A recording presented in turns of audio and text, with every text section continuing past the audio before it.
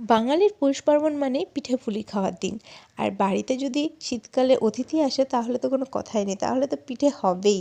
তো এখানে পিঠে বানানো হচ্ছে কারণ মাসি শাশুড়ি এসেছিলো। আর এখানে দেখো আমার বরমশাই চেয়েছিল মিষ্টি, তাই ওকে আগে মিষ্টিটা দিয়ে নিই বাবা, নাহলে শুরু করলে তো আর থামবে না। মহাদেব একবার রেগে গেলে আর তাকে থামানো মুশকিল। তো এখানে আমি পাটিসাপটা ভেজে নিচ্ছিলাম, আর পাটিসাপটা কিন্তু খুব ভালো হচ্ছিলো, উঠছিল খুব সুন্দরভাবে।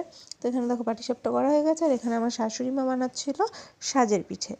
আর এই সাজের পিঠে কিন্তু গুড় দিয়ে খেতে কিন্তু খুব টেস্টি লাগে, খুব ভালো লাগে। আমার তো খুব ভালো লাগে গরম গরম খেতে। তারপরে বরমশাইয়ের জন্য নিয়ে চলে গেলাম পাটিসাপটা, গিয়ে দেখি ঘুমাচ্ছে। তারপর তুললাম ঘুম থেকে, তুলে নিয়ে পাটিসাপটাটা তার হাতে দিলাম, তার তো ফেভারিট, সে তো খুব খুশি হয়েছে, কিন্তু চোখ খুলে তো তাকাতে পারছে না বেচারা।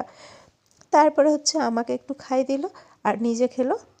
আর ভিডিওটা এই পর্যন্ত ভালো লাগলো অবশ্যই লাইক করো, কমেন্ট করো, সাবস্ক্রাইব করো, পাশে থেকো। চলো টাটা।